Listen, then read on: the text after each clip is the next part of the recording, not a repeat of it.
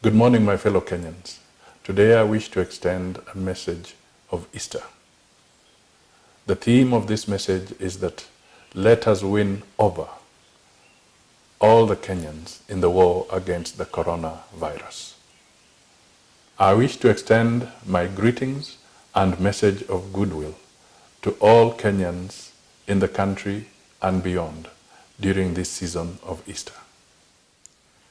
I want to remember in a very special way my Christian brothers and sisters for whom Easter is full of meaning and significance in our Christian calendar.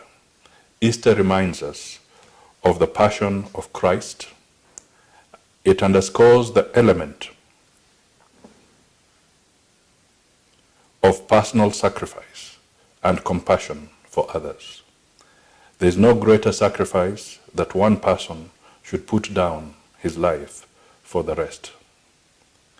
This year's Easter season has found us in a truly hard place. The entire global community is at terrible crossroads. The world has come to a standstill as a factor of the dreaded coronavirus disease, COVID-19.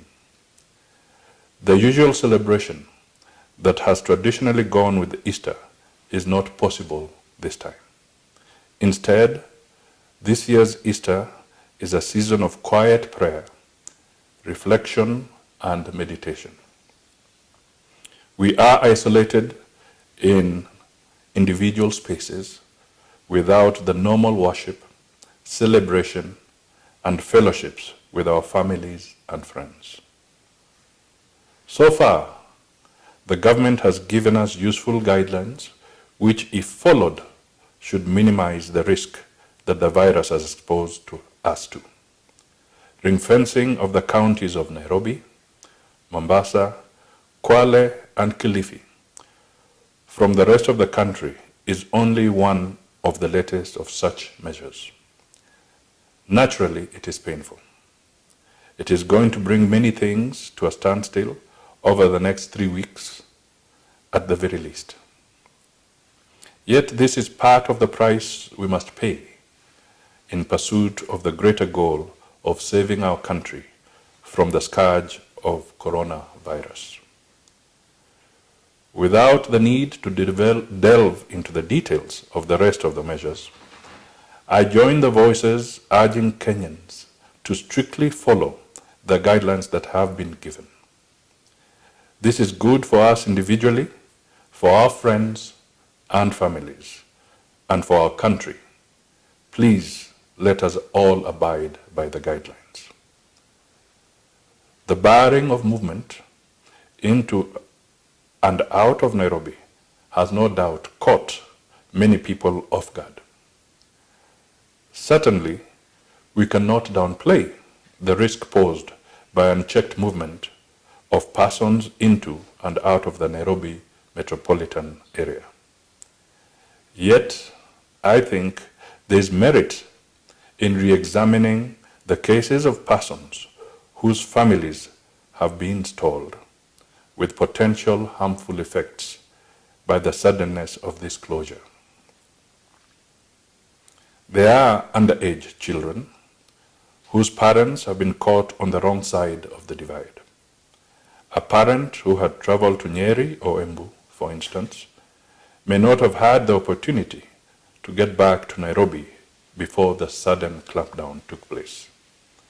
There is merit in asking about the impact of keeping such a person away from her family or her children, and who may not have anybody else to look after them.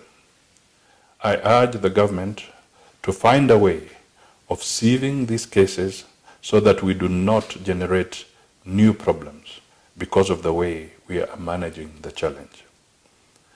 I also urge the government to strive for more clarity in policy in its communication.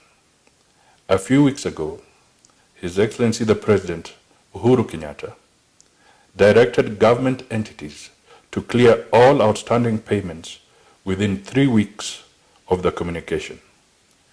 This directive was received with great relief by various suppliers to both national and county governments. The ink had hardly dried on the paper on which the directive was written when the Controller of Budget issued another directive effectively cancelling the President's earlier communication. In her communication of 31st March 2020, Dr. Margaret Nyakango, the Controller of Budget, stopped all payments by the state except salaries. This is both confusing and painful to suppliers. I urge the government to revisit this matter and to issue one clear statement, a statement that is sensitive to the plight of suppliers. Elsewhere, the food situation is now worrying. State sources have now confirmed my earlier concerns expressed 2 weeks ago, that strategic food reserves are very low. Without causing undue alarm, I urge the government to prioritize staple food availability, for if the coronavirus pandemic goes arm in arm with famine, the outcome will be a catastrophe. The emergency team that has been established to manage the coronavirus situation will hopefully ensure that vulnerable populations do not succumb to either the virus or to famine. Related to food stocks is food crop production. I highlighted 2 weeks ago the need to ensure that the country does not lose this farming season. I repeat this for the sake of the necessary emphasis. We are not hearing much about this in the various briefs from the state. Farmers cannot be left to their own fate. The government must get involved. It must monitor and support each stage in the farming cycle in the country's food basket zones. Many other sectors have also been hit. Clearly, this is one of the most difficult times to be in charge of government. And it is with a lot of empathy that I am making these remarks. The future of education is in limbo.